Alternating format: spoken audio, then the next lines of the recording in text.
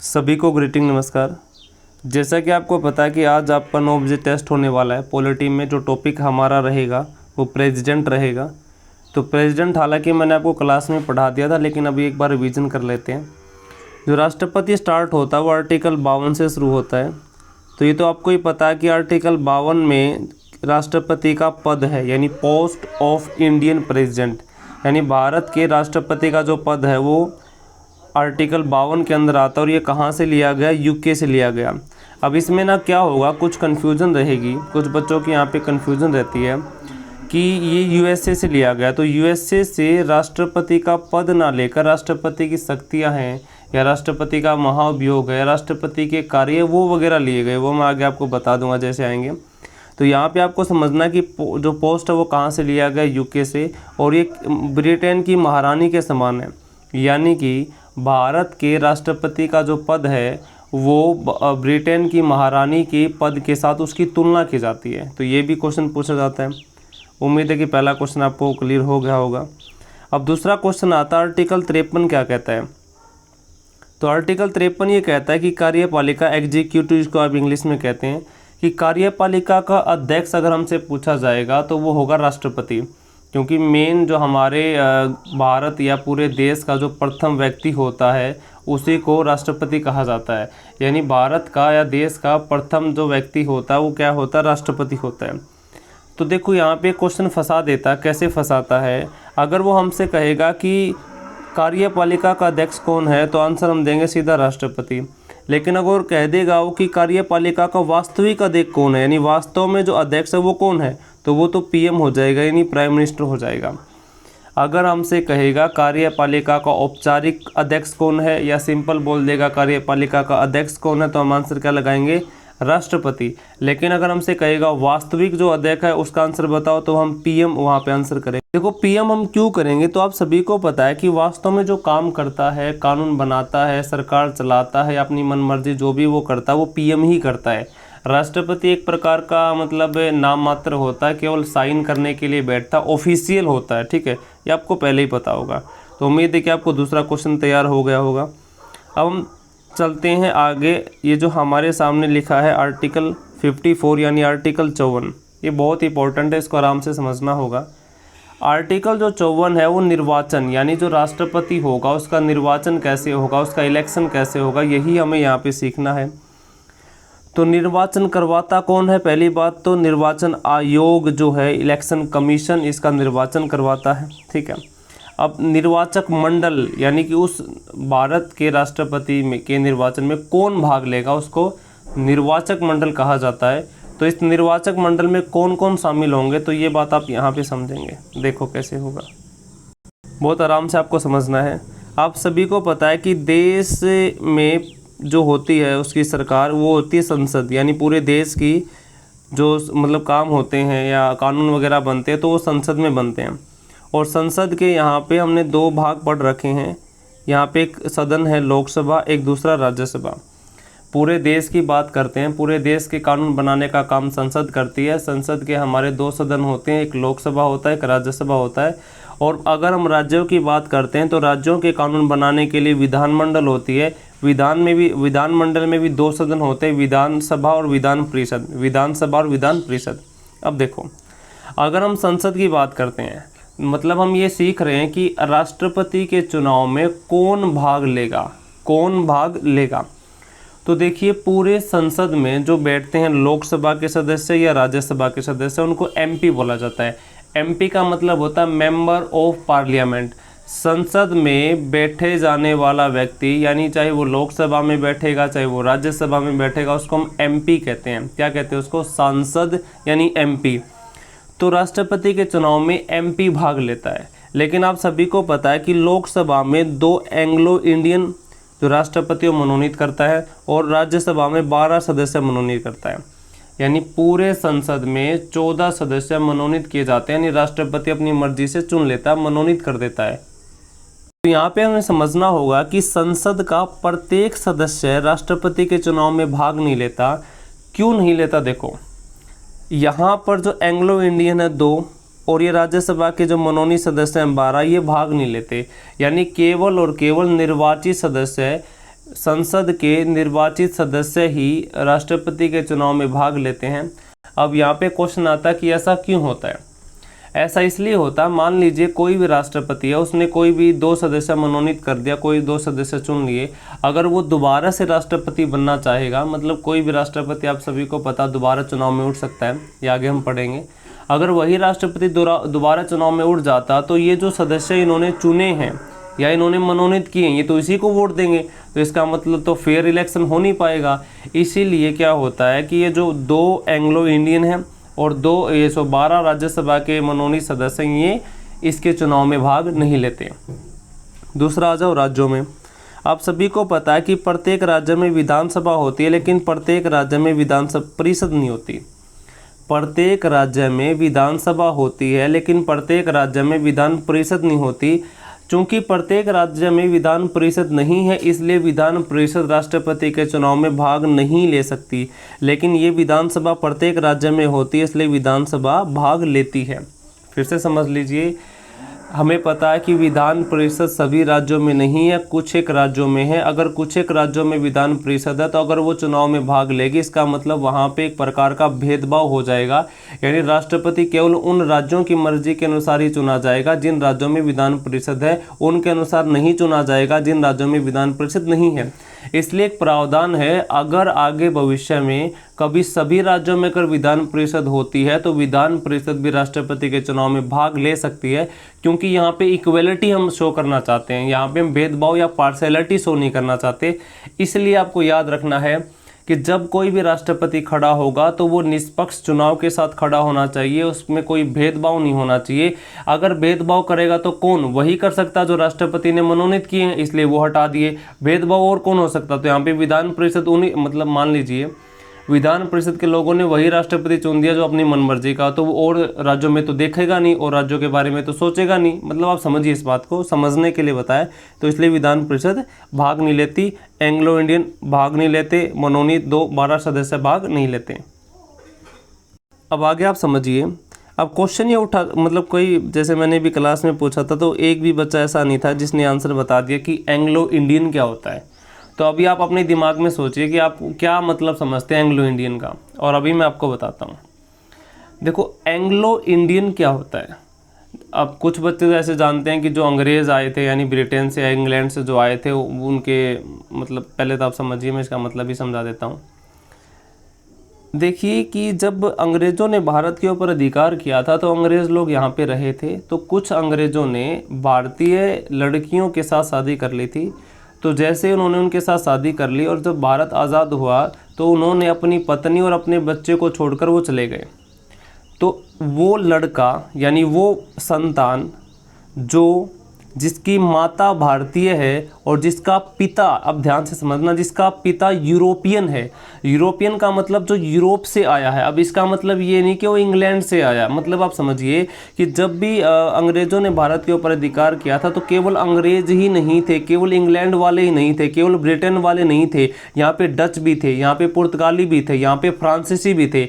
यानी जो लगभग यूरोपियन ने हमारे देश के ऊपर कब्जा कर रखा है, लेकिन मेजॉरिटी अंग्रेज़ों की ज़्यादा थी, इसलिए हम ज़्यादातर अंग्रेज़ों का नाम ले लेते हैं। लेकिन ये कहना गलत होगा कि कोई भी एक ऐसी संतान जिसकी माता भारतीय और इसका पिता अंग्रेज़ है, तो ये कहना 100% गलत है।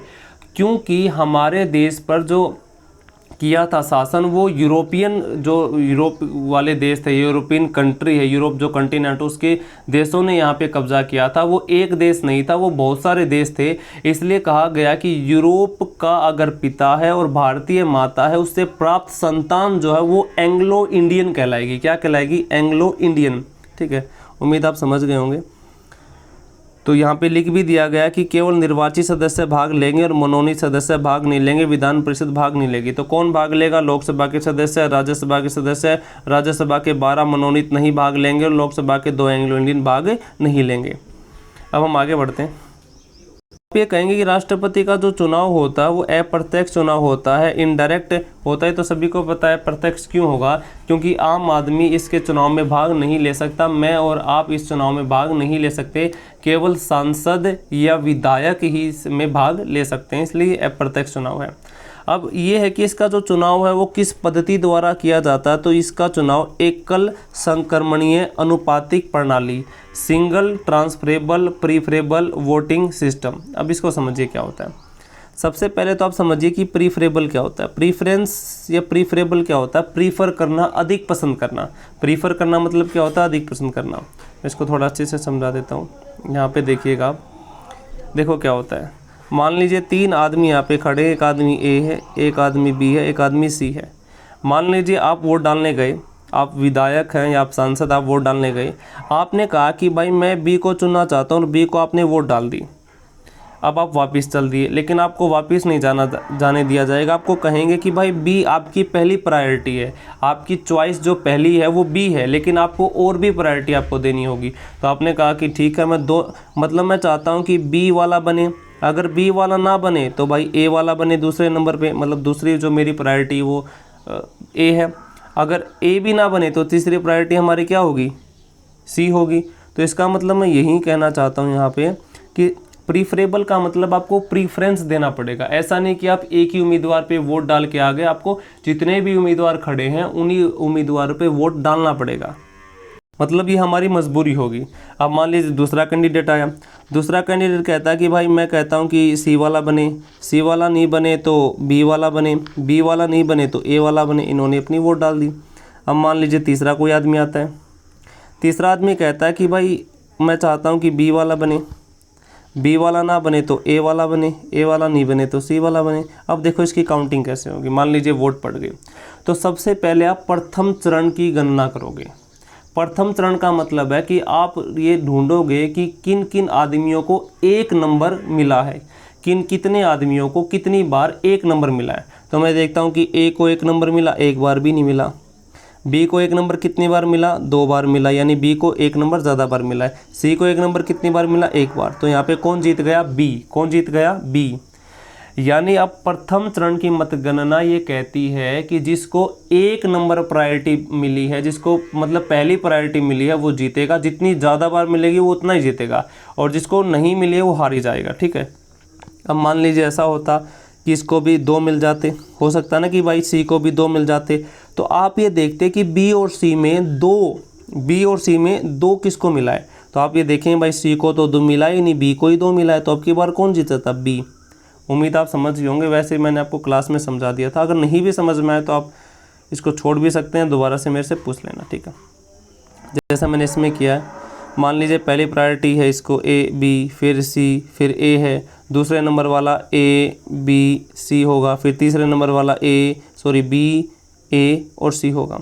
तो यहाँ पे आप काउंट करेंगे ए, बी को ए कितनी बार मिला है? 2 बार। ए को कितनी बार मिला? 1 बार। सी को 1 बार भी नहीं मिला। तो इसका मतलब कौन जीत गया यहाँ पे? बी। और कौन सी मतगणना में? पहली मतगणना में जीत गया। ठीक है। उम्मीद आगे बढ़ते हैं, आपको ये समझ में आ रहा होगा। अब यहाँ से थोड़ी सी हमारी कहानी स्टार्ट होती है। तो यहाँ पे क्वेश्चन ये उठता है कि जब हमारा एक एमएलए उठता है जो राष्ट्रपति उठता है वो मतलब लाखों वोट प्राप्त कर लेता है। तो लाखों वोट कैसे प्राप्त कर लेता है उसको आप समझिए। हम यहाँ देखना चाहते हैं कि विधानसभा, कहाँ पर? विधानसभा में जो एमएलए होते हैं और एक एमएलए की वोट किसके बराबर होती है। तो किसी भी राज्य के विधानसभा में जो एमएलए होते हैं उन एमएलए की वोट किसके बराबर होती है। तो एक एमएलए की वोट उस राज्य की टोटल जनसंख्या बटे में उस राज्य में कितने एमएलए हैं और गुणा में 1000। मतलब आप समझिए कि कितने मतलब आदमी है वहाँ पे, टोटल कितनी जनसंख्या है और बटे कितने एमएलए हैं। ये 1000 इसलिए किया जाता ताकि संख्या हमारी छोटी आए, ज़्यादा ना आए। इसका एग्जांपल से समझ लीजिए। यहाँ पे भी मैंने आपको बता रखा है ये वाला कि मान लीजिए एक राज्य की जो जनसंख्या है वो यहाँ पे इतनी है। ठीक है, ये करोड़ मान लीजिए, और बटे में ये क्या है, उस राज्य में जो एमएलए वो 250 हैं और यहाँ गुणा में 1000 करना है। तो इसको सोल्व करेंगे तो आपको कितना जाएगा? 400। यानी एक एमएलए की जो वोट है वो किसके बराबर आएगी? 400 के बराबर। ये अलग अलग के लिए हो सकता है, मैंने मतलब वैसे ही मानना है। ठीक है। एक एमपी की वोट किसके बराबर होती है? तो एक एमपी की वोट होती है कि जितने भी टोटल भारत में एमएलए हैं, टोटल वोट कितने हैं भाई, कितने एमएलए हैं, उनकी कितनी वोट है टोटल, और बटे कुल एमपी, जितने एमपी हैं, वो MP लोकसभा का भी हो सकता है, राज्यसभा का भी हो सकता है, टोटल हमें देखना है, उसको भाग दे देना है। और ये लगभग जो होता है ये लगभग 708 के बराबर होता है। लगभग किसके बराबर होता है? 708 के बराबर होता है। ये पहले से ही काउंट है, ठीक है। ये मतलब ज़्यादा अगर आप तैयारी करना चाहते हैं तो आप याद कर सकते हैं, वैसे आप जर्नल एग्जाम में नहीं पूछा जाएगा, ठीक है।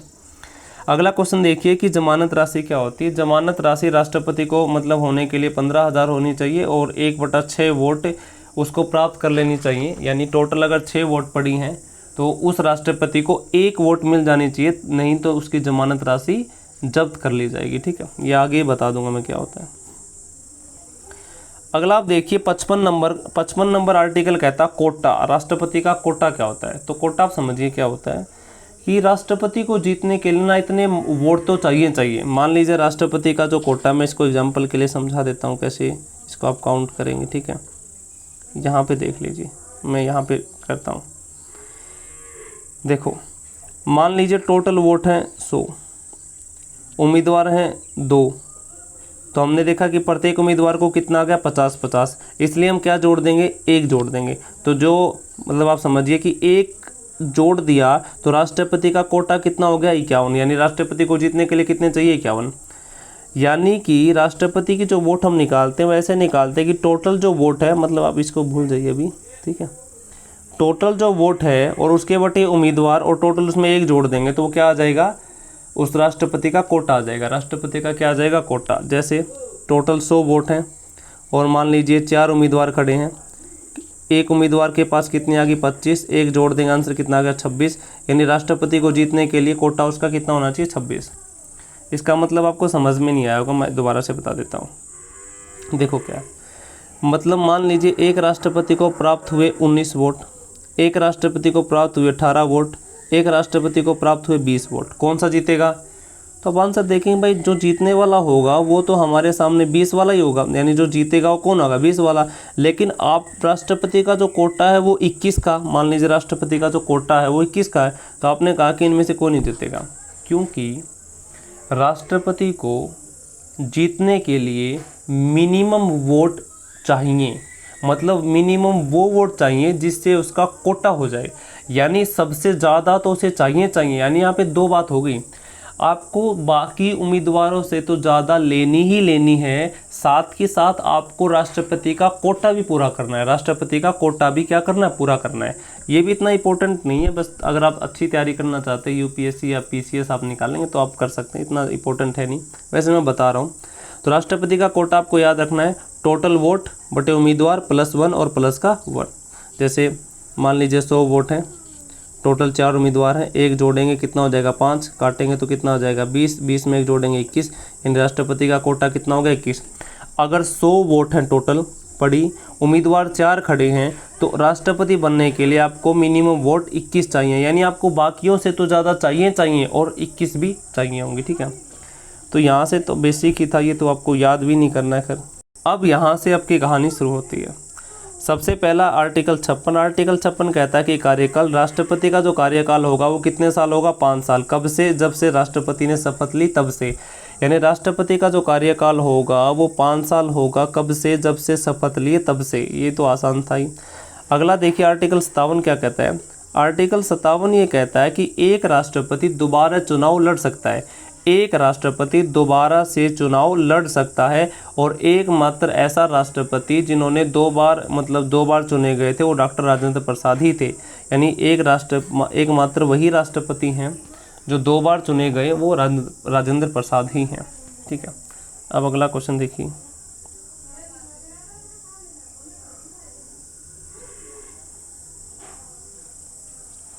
ये वाला अब आती है आर्टिकल 58। 58 कहता है योग्यता राष्ट्रपति की। राष्ट्रपति बनने के लिए आपके पास क्या क्या योग्यता होनी चाहिए? तो राष्ट्रपति बनने के लिए आप भारत के क्या होने चाहिए? नागरिक। भारत के नागरिक होने चाहिए। आपकी 35 साल आयु पूरी हो जानी चाहिए। 35 साल आपको याद रखना है। और इसके बाद देखो, मान लीजिए बहुत सारे ऐसे आदमी जो 35 साल के हो चुके हैं और वो भारत के नागरिक भी हैं, तो आप ये कहेंगे कि भाई दुनिया तो राष्ट्रपति के चुनाव में खड़ी हो सकती है, यानी बहुत सारे लोग खड़े हो सकते हैं, मान लें 200-250 खड़े हो गई है ना, तो किस किस को वोट देंगे? तो मतलब आप समझिए कि ऐसा नहीं है कि इतना बड़ा चुनाव, क्योंकि सबसे बड़ा चुनाव राष्ट्रपति का ही होता है, क्योंकि सबसे बड़ी पोस्ट जो होती है किसी भी देश में वो प्रेसिडेंट की होती है। हमारे भारत में तो प्रेसिडेंट की ही है। तो आप ये समझेंगे कि राष्ट्रपति के चुनाव में खड़ा होने के लिए आपके पास नागरिकता तो होनी चाहिए, साथ में 35 साल आयु भी होनी चाहिए। इसके साथ साथ आपको 50 प्रस्तावक और 50 अनुमोदक भी होने चाहिए। देखो 50 प्रस्तावक होते हैं जो प्रस्ताव रखते हैं, यानी इंट्रोड्यूस करते हैं, यानी कि 50 सांसद, चाहे वो लोकसभा के हों, चाहे वो राज्यसभा के हों, या दोनों में से आधे आधे हों, या एक लोकसभा का हो बाकी 49 से राज्यसभा के हों, यानी कि कुल मिला के संसद से 50 सांसदों ने अगर प्रस्ताव का मतलब इंट्रोड्यूस कर दिया, यानी आपको वो लेकर आ गए कि हाँ भाई ये राष्ट्रपति के चुनाव में खड़ा होगा, और उसके साथ 50 और अनुमोदक का मतलब अनुमति देने वाले, अनुमति देंगे, यानी टोटल अगर आप राष्ट्रपति के चुनाव में खड़े होना चाहते हैं तो आपके पास टोटल 100 सांसदों का समर्थन मिलना चाहिए, यानी 50 प्रस्तावक होने चाहिए, 50 अनुमोदक होने चाहिए, 50 ऐसे आदमी होंगे जो कहेंगे आपसे कि आप इंट्रोड्यूस कराएंगे आपको कि ये राष्ट्रपति के चुनाव में खड़ा होगा, और 50 आदमी अनुमति देंगे कि हाँ है। ठीक है, तो ये आप समझ गए होंगे कि ये योग्यता है। उसके बाद हम आर्टिकल ये पढ़ते 59 कहता कंडीशन। 59 क्या कहता कंडीशन। ये योग्यता का मतलब है कि इस चीज़ का होना चाहिए, 35 साल आयु होनी चाहिए, भारत का नागरिक होना चाहिए, आपके पास 50 प्रस्तावक, 50 अनुमोदक होने चाहिए। अब आती कि कंडीशन क्या होती हैं, आपकी दशाएं, यानी कि क्या चीज़ आपके पास नहीं होनी चाहिए। ठीक है, अब देखो पहली बात तो मतलब ये कि आपको 15,000 रुपये, ये तो जमानत राशि, ये तो मतलब पहले ही आपको बता दिया था। अब देखो आप पागल नहीं होने चाहिए, दिवालिया नहीं होने चाहिए। दिवालिया इंग्लिश में इंसॉल्वेंट या बैंकरप्ट कहते हैं। एक ऐसा आदमी जिन्होंने अपनी औकात से ज़्यादा कर्जा ले लिया है, अब वो कर्जा चुका नहीं सकता तो वो दिवालिया हो जाता है। ठीक है, आगे बढ़िए। और क्या नहीं होना चाहिए, और लाभ के पद पर नहीं होना चाहिए। किसके पद पर नहीं होना चाहिए, लाभ के पद पर नहीं होना चाहिए। लाभ का पद, अब देखो इसमें भी बहुत सारी कन्फ्यूज़न होती है। लाभ का पद केवल सरकारी नौकरी होता है, यानी जो आदमी एमएलए या एमपी, विधायक या सांसद होते हैं उनको लाभ का पद नहीं कहा जाता।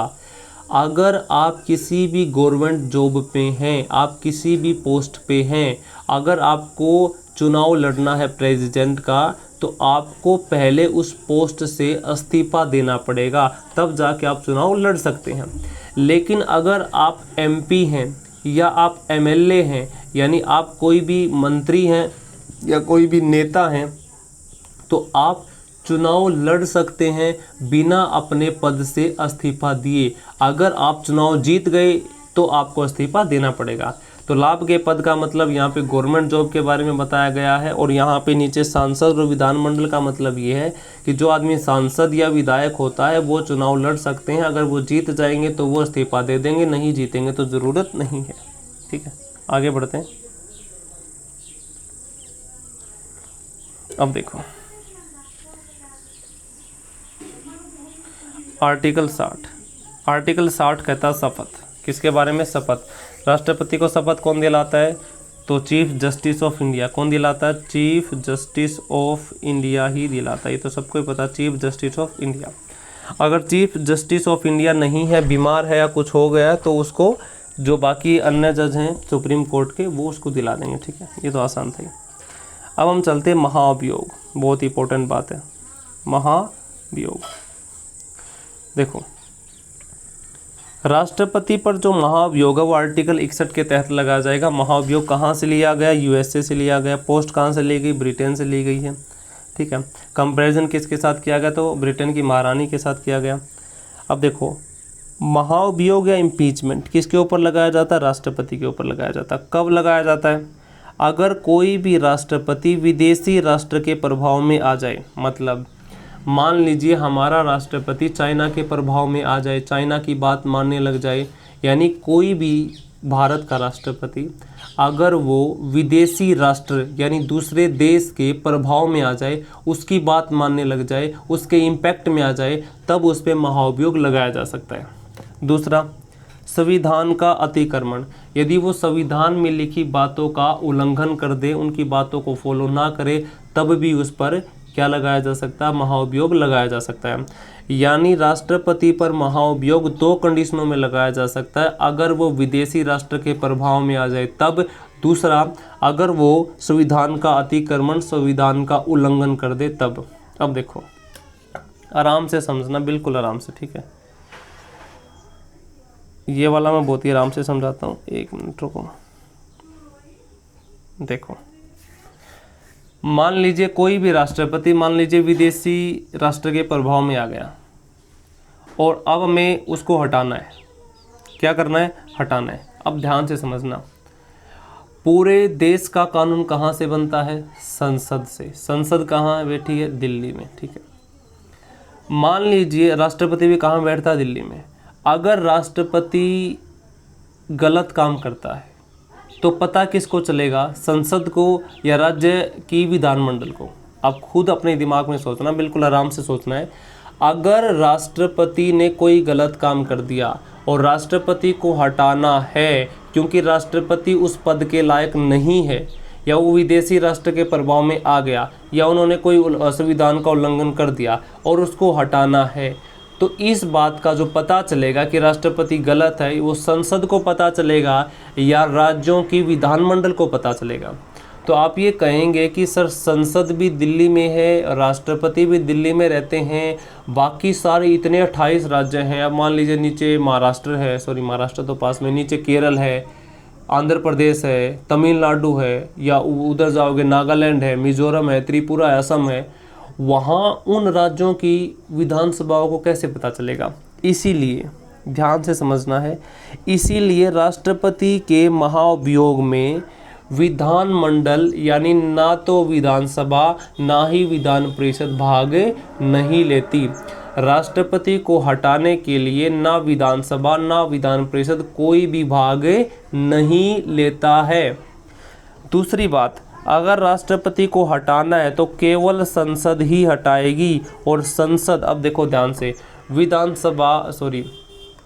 विधानमंडल का कॉन्सेप्ट ही खत्म, विधानसभा का खत्म, विधान परिषद का तो पहले ही खत्म था, निर्वाचन में भी नहीं लिया था, ठीक है।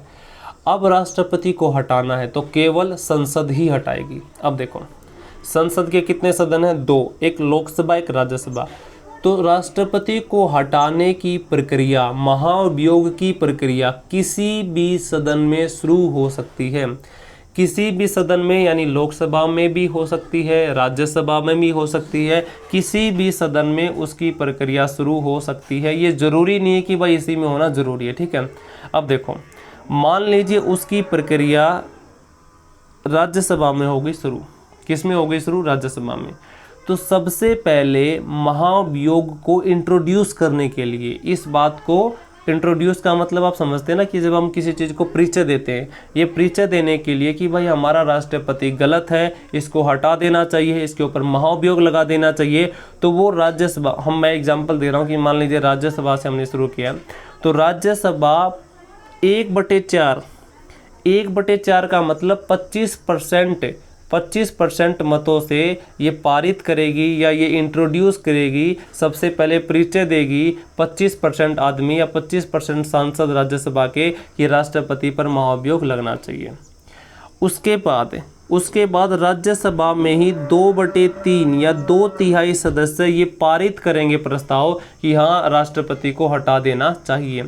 किसी भी सदन में अगर प्रस्ताव शुरू होता है तो सबसे पहले प्रस्तावक होने चाहिए 25% यानी 1/4, फिर 2/3 उसको पारित करेंगे। अब ध्यान से समझो, मान लीजिए राज्यसभा में प्रस्ताव हो गया पारित, पहले 1/4 उन्होंने वो कर दिया, फिर उसके बाद 2/3 ने पारित कर दिया। अब ये जाएगा किसके पास, राज्यसभा के पास। किसके पास जाएगा, राज्यसभा के पास। राज्यसभा के पास जाएगा तो राज्यसभा के पास जाने के बाद इसके पास कितने दिन का समय मिलेगा, 14 दिन का समय। राष्ट्रपति को सूचित कर दिया जाएगा कि आपके प्रति ये इसमें लोक किसी भी सदन में ये पारित कर दिया गया है, अगर आपको कोई सफाई देनी है तो आप दे सकते हैं। तो राष्ट्रपति को 14 दिन का समय मिलता है सफाई देने के लिए। राष्ट्रपति को कितने दिन का समय मिलता है? 14। राष्ट्रपति को 14 दिन का समय मिलता है सफाई देने के लिए। अब क्वेश्चन ये उठता है कि राष्ट्रपति कितने सदनों में सफाई दे सकता है? तो आप ये कहेंगे एक ही सदन में दे सकता है, क्योंकि राष्ट्रपति को सूचना तब दी जाती है जब एक सदन से प्रस्ताव पारित हो चुका होता है, दूसरे सदन में होने वाला होता है, तो वो दूसरे सदन में जाके अपनी सफाई दे सकता है कि ये गलत है वगैरह वगैरह। ठीक है।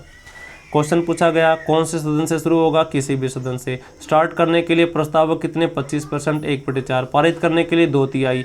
दूसरे सदन में भेजने के बाद कितने दिन का समय मिलेगा? 14 दिन का। कितने सदनों में सफाई देगा? 1 सदनों में। अगर दूसरा सदन भी 2/3 सदस्यों से अगर पारित कर देगा, अगर दूसरा सदन भी 2/3 सदस्यों से पारित कर देगा तो राष्ट्रपति पर महाभियोग लग जाएगा, राष्ट्रपति हट जाएगा। ठीक है, आप उम्मीद है समझ गए होंगे। अब यहाँ पे कुछ बातें लिखी गई हैं। जो महाभियोग शब्द है ना, जो महाभियोग शब्द है वो केवल राष्ट्रपति के लिए यूज हो सकता है। महाभियोग जो शब्द है वो केवल राष्ट्रपति के लिए यूज हो सकता है। हालांकि इस प्रक्रिया द्वारा ये जो सुप्रीम कोर्ट के जज होते हैं इनको भी हटाया जाता है, उपराष्ट्रपति को भी हटाया जाता है, और भी बहुत सारी पोस्ट होती हैं। लेकिन अगर शब्द यूज करना है तो केवल किसके लिए यूज करेंगे? राष्ट्रपति के लिए। बाकी अगर प्रक्रिया वो सेम ही रहेगी, सुप्रीम कोर्ट के जजों को हटाना तब भी सेम, उपराष्ट्रपति को हटाना तब भी सेम, लेकिन वहाँ पर टर्म महाभियोग यूज नहीं कर सकते। फिर से समझ लीजिए, राष्ट्रपति पर महाभियोग आर्टिकल 61 के तहत है। कहाँ से लिया गया? यूएसए से लिया गया। राष्ट्रपति विदेशी प्रभाव में आ गया, संविधान का उल्लंघन कर रहा है तो इसके ऊपर महाभियोग लगेगा। महाभियोग किसी भी सदन से शुरू हो सकता है। स्टार्टिंग करने के लिए 1/4 सदस्य प्रस्तावित करेंगे, उसी सदन में 2/3 फिर पारित करेंगे। 14 दिन का समय मिलेगा, वो एक सदन में सफाई दे सकता है। अगर दूसरा सदन भी 2/3 से पास कर देगा, राष्ट्रपति हट जाएगा। राष्ट्रपति के लिए ही महाभियोग यूज किया जा सकता है। ये प्रक्रिया और भी बहुत सारी पोस्टों के लिए यूज होती है, लेकिन शब्द यूज नहीं होता। आगे बढ़ते हैं। अगला शब्द आपके सामने, अगला देखिए क्या है। अगला है कि राष्ट्रपति का पद रिक्त, यानी राष्ट्रपति का पद क्या हो जाएगा? रिक्त हो जाएगा, खाली हो जाएगा। अब राष्ट्रपति का पद रिक्त कितनी शर्तों पे हो सकता है? पहला कि राष्ट्रपति 5 साल के बाद तो होगा ही, 5 साल के बाद तो होना ही होता है। उसके बाद अगर बीच में क्या दे देगा? त्यागपत्र। अगर बीच में क्या दे देगा? त्यागपत्र। तीसरा महाभियोग, भाई महाभियोग लग गया बीच में, हटा दिया उसको, तब भी खाली हो सकता है। चौथा निर्वाचन अवैध, मान लीजिए किसी ने कोई निर्वाचन कर लिया और राष्ट्रपति बन गया, 2-3 साल हो गया, कुछ समय हो गया, मान लीजिए इसका निर्वाचन ही अवैध था, या उसकी डिग्री फर्जी थी, या फिर उसने अपना पद, मान लीजिए कोई लाभ का पद था वो छोड़ा नहीं था, तो कुछ भी हो सकता है, निर्वाचन अवैध हो गया। और 5वां क्या? मृत्यु होगी। तो राष्ट्रपति का जो पद है वो 5 कारणों के साथ रिक्त हो सकता है। 5 कारणों से क्या हो सकता है? रिक्त हो सकता है। ठीक है, अब देखो ये जो 4 कारण है ना, इन 4 कारणों में अगर राष्ट्रपति का पद खाली होता है तो कौन आगे बैठेगा? उपराष्ट्रपति। कौन आगे बैठेगा? उपराष्ट्रपति। और अगर मान लीजिए राष्ट्रपति का कार्यकाल हो गया समाप्त और 6 महीने तक, मतलब 6 महीने के अंदर तो इलेक्शन होना ज़रूरी है।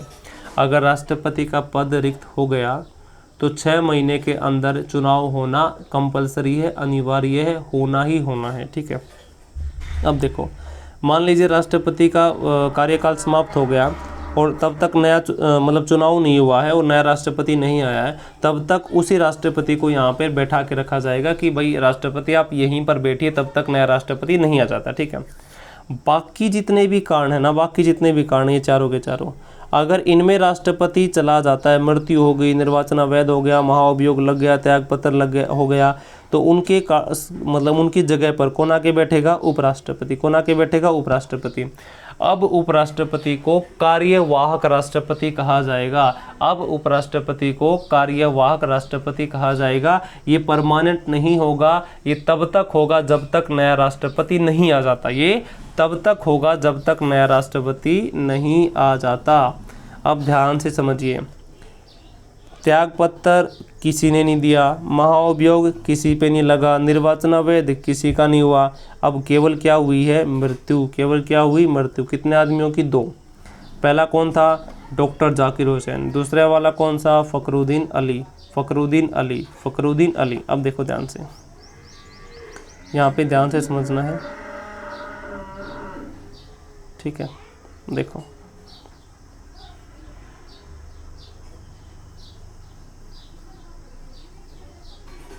यहाँ पे देखो, जब डॉक्टर जाकिर हुसैन की मृत्यु हो गई तो उसकी जब उस समय उपराष्ट्रपति कौन थे? अरे एक मिनट रुको,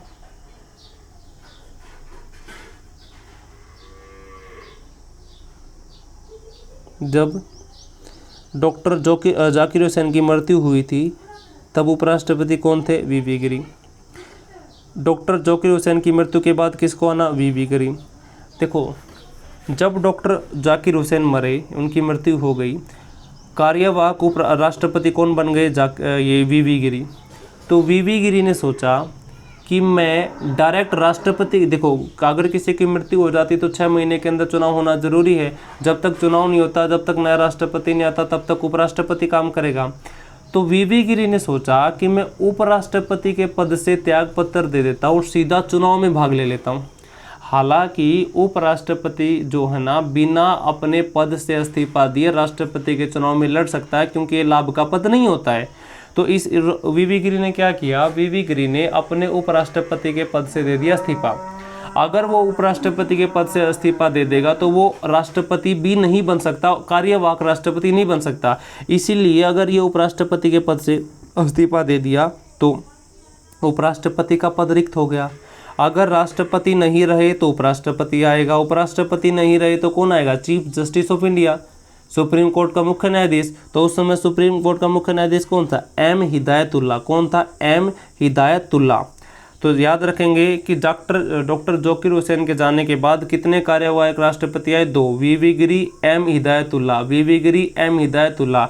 वीवी गिरी ने उपराष्ट्रपति के पद से इस्तीफा दे दिया, जिसकी वजह से वो कार्यवाहक राष्ट्रपति भी नहीं रहे, उपराष्ट्रपति भी नहीं रहे, और जिसकी वजह से एम हिदायतुल्ला को आना पड़ा। उसके बाद था फ़खरुद्दीन अली अहमद। फ़खरुद्दीन अली अहमद, इसकी मृत्यु होने के बाद कौन आया था? बीडी जत्ती। बीडी जत्ती। तो उम्मीद है कि आज की क्लास आपको समझ में आएगी। अब आप समझ लीजिए कि ये चीज़ आपको इतना ज़्यादा इम्पोर्टेंट नहीं रखनी है, मतलब याद नहीं करनी है। देखो, एक तो ये आप समझ गए होंगे सिंगल ट्रांसफरेबल क्या होता है, नहीं भी समझे तो कोई ज़रूरी नहीं। अगर दोबारा से अच्छे से समझना चाहते हो तो आप फिर से बता दीजिए, मैं बता दूंगा, ठीक है। वैसे ही मैंने आपको क्लास में बहुत अच्छे से बता ही रखा ये वाली बात। अच्छा, ये वाली भी आपको याद करो तो ठीक है, नहीं तो कोई भी ज़रूरत नहीं है। वो कोटा भी आपको याद करो तो ठीक है, तो ज़रूरत नहीं है। बस याद रखना कोटा आर्टिकल 55 में आता है, ठीक है। बाकी चीज़ें आपको याद रखनी है। आज की क्लास इतना। Thank you for today.